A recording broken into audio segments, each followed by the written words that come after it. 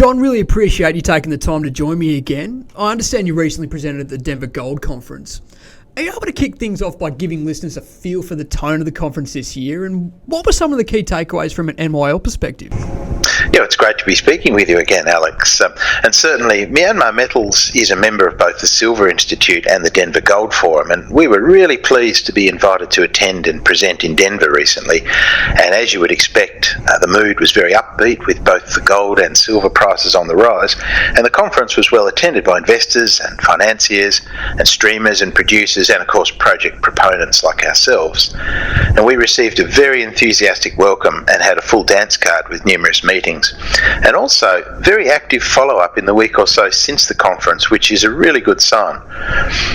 It might surprise people to hear us talking about Bawdwin as a silver mine. In Australia, we tend to think of our polymetallic mines as base metals producers first and foremost. But Bawdwin was historically a silver mine. The lead was discarded as waste for the first 450 years of operation. And it's true that a much greater value in silver has been extracted over the history of the mine than in lead and zinc. And even in Hoover's time, when Bawdwin provided much of the British Empire's lead, the company still boasted that its silver output from just one mine at Bawdwin matched that of the entire line of lode at Broken Hill. And today, whether Bawdwin is primarily a silver or a lead mine depends on the relative prices of the metals. So at around $24 an ounce for silver, for example, it's clearly a silver mine by production value. And my biggest takeaway from the Denver Gold Forum was that there are no other developers offering a project with the scale and grade of Bawdwin. At 314 million ounces of physical silver in JORC resources, Bawdwin stands out from the crowd, and as a result, we attracted a great deal of attention. All right, now just sticking with the precious metal thematic there, having picked up your latest investor deck, you've made it abundantly clear that Bawdwin is poised to restart production as one of the top silver mines globally. Now, for those new to the NYL story, are you able to provide a quick recap of some of the high-level numbers that support Bawdwin's Tier 1 status? Sure. Well, there are three dimensions: scale, grade and cost. And put simply, Bawdwin is big, rich and cheap, so it makes the grade as a world-class project. The resource stands at 100 million tonnes in JORC categories, with good grades of lead and zinc and over 3 ounces of silver per tonne, for a total physical silver resource of 314 million ounces. So I'm not talking about silver equivalent there, I'm talking about actual physical silver metal, over 314 million ounces, which places it in the world's top 10 primary silver resources. And in terms of output, when Bawdwin is in production in early 2022, it will be a global top 10 silver producer and also the world's third largest lead producer, coming in behind Mount Isa and ahead of Cannington. And speaking of Cannington, I've often compared the two deposits, and they are very similar, except that Bawdwin will be an open pit for much of its life and may in the future even become a copper mine if our exploration proves up resources around the high-grade copper discoveries that we've already made on the site. And on the cost front, Bawdwin is low capital intensity and low operating cost. Our pre-feasibility study, released in May, estimates the startup capital at only $300 million for the life of mine infrastructure. And that includes the processing plant, the tailings facilities, the roads, the power and so on. And our operating costs are bottom quartile, where they should be for a Tier 1 project. So we've published a total operating cost figure of $108 per tonne processed, and one of the analysts has published a zinc equivalent all-in sustaining cost for Bawdwin of minus 45 cents a pound after byproduct credits. So there's no doubt that Bawdwin belongs firmly in Tier 1 alongside the world's great silver lead mines like Cannington. Thanks, John. And as you pointed out last time we spoke, I understand you're busy progressing several key project development and funding initiatives as you close in on construction startup next year. Just to finish off, can you provide an update on your development timeline? And when can investors expect to see some further news on the exploration front from Bawdwin?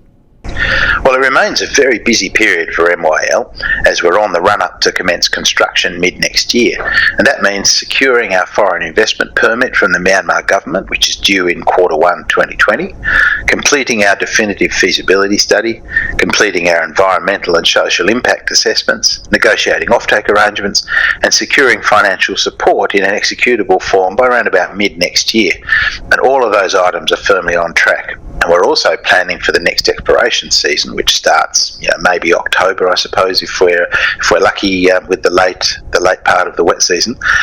And of course, we have some very exciting drill targets to get stuck into when we're back on the ground. Really appreciate your time. Thanks, John. We'll now dial in resources analyst JF Bertincourt from Terra Studio to discuss some of the key takeaways from his recent report titled Silver Market Review and How to Get Exposure on the ASX, which featured MYL.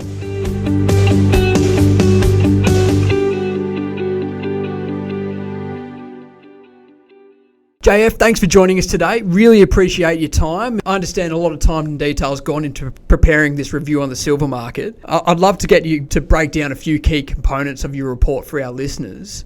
Can you outline what you see as some of the key drivers behind the recent silver price spike? And can you draw any correlation between current market conditions and the 2010 to 2012 price boom where silver hit US $35 per ounce?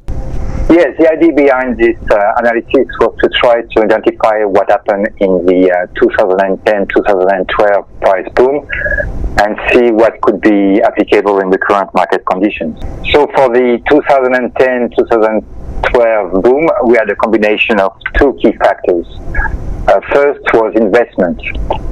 On the top right corner of this slide, you can see the ETF holdings, and they are displayed with the silver price. So to remind everyone, the ETF appeared in 2006 and grew strongly early on, between 40 and 50% year on year. In 2010, the ETF holdings grew again by 50% from a higher base, adding in excess of 200 million ounces of silver demand. The second factor was industrial demand, which grew by 20% in 2010, adding in excess of 100 million ounces of silver. And this was driven by electrical and electronics. So overall, 300 million ounces of new demand in market, which was 900 million ounces of silver in terms of physical supply at the time. For the current market conditions, I looked at the various components of silver demand to see if there was any trend. But outside the regularly decrease of silver use in the photographic industry, no trends could be defined in any particular sector. And overall, as you can see, the silver demand is stagnant. Also, given the current market conditions in terms of trade issues between China and the US, it appears difficult to expect any significant increase in industrial demand. So the key driver would be investment demand. As you can see here on this long-term chart of the iShares Silver Trust, which is by far the largest ETF, we can note here that while the recent price spike is still modest, the volumes traded are quite significant and are similar to what happened in the early part of the last price spike. Also, as part of investment demand, we should look at what happened in the gold price and the gold sector, as the two metals are linked. So if there is continued strong interest in gold, it will flow through silver. One of the key measures here is the gold-silver ratio. That ratio has an average about 50 times over 50 years, and the current ratio is about 80 at the moment. So a lot of analysts and commentators are of the view that the silver price should catch up on the gold price at some point. Now, for those investors looking to gain exposure to the silver market through ASX-listed equities, what are some of the standout companies or projects that you have run the ruler over in this report? Yeah, so as there are no pure silver play, I've selected 14 ASX-listed companies for their silver exposure based on the in-ground value of silver compared to the other metals. Based on the simple metric, there are 3 companies with a silver exposure in excess of 50%, which are Investigator Resources, Silver Mines, and Aqueous Mining. Then I looked at the projects in those selected companies. The focus is on silver, comparing the size and grade of the silver mineral resources. So outside Cannington, which is operated by South 32, there are 3 projects with both size and grade, which are Bawdwin in Myanmar, Beranguela, which is a copper-silver project in Peru, and Maronan in Queensland. Thanks, JF. You only assign world-class status to the Bawdwin and Cannington deposits. Can you provide a bit of further context around how you arrived at that grading?